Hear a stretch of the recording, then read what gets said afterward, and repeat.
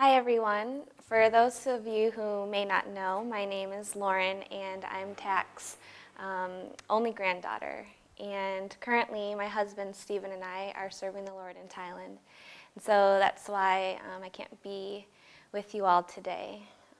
But as many of you do know, my grandpa and I shared a very special relationship, and because of that, it just didn't seem right not to be a part of the ceremony today. And so I would just like to read you a little poem that I wrote for my grandpa.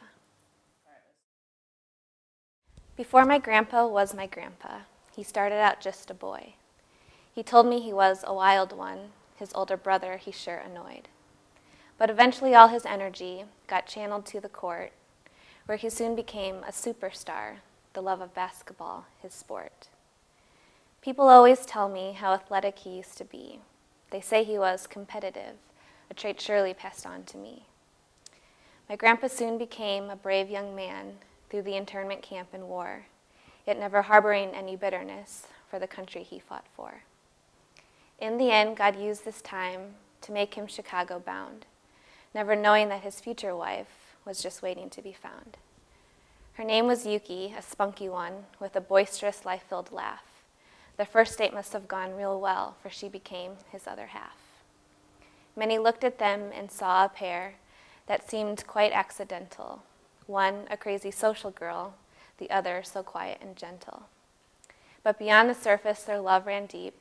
It would carry them through the storms, a picture of what marriage should be, a gracious partnership they formed. Not long thereafter, their family began. With joy, 3 little ones came. Their clan would then become complete with Carol, Marcia, and Wayne.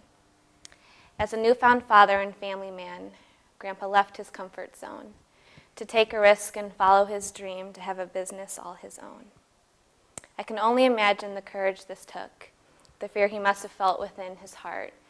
Yet he walked by faith and worked real hard. A vending business he did start. But all these things, these stories I've heard, all happened long before. And although they make up who he was, to me he's so much more.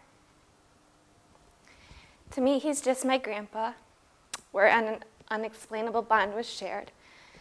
I think it started when I was young and I would climb upon his chair. It was there that I would cuddle, and I'd find rest upon his chest. We'd watch TV or have a talk, just oblivious to the rest. My grandpa was my hero, always someone I strived to be, a friendly giant with a heart of gold, who I had never seen be mean. For he was patient, kind, and sweet, the most endearing man I've known. He supported us in every way, his love so clearly shown. He was involved in all our lives, constantly helping where he could. He'd listen and be generous, his promises were good. You could trust in his character, in his sweet and tender soul. His quiet, faithful steadiness has kept our family whole. I love the way he'd make me feel. I know he loved me so. And that is why my heart just aches, why I'm sad to see him go. I know you're in a better place. You're worshiping your King.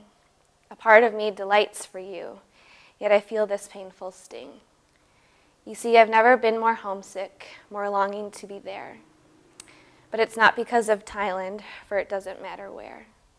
The reason why I'm homesick, and it's hard to make it through, is how long I now must wait until again I am with you. When I stop to close my eyes and I see your precious face, I know that you are truly home, and now it's me that's out of place. Because this earth is quickly fading like a mist or morning dew, with you now gone and me still here, I realize heaven's home with you. But until then, I'll cling to God, because in Christ there is no end, and I'll trust in his promise that soon in eternity we'll spend. My grandpa lived a long, full life, and I'm blessed beyond all measure. I had 27 years with him that I'll forever treasure. Before I moved to Thailand, my grandpa turned to me and said, in his deep, gentle, loving voice, Lauren, I'll miss you every day. But now it seems the time has come for me to say it back to him. I love you, Jeepa. I'll miss you, Jeepa, until we meet again.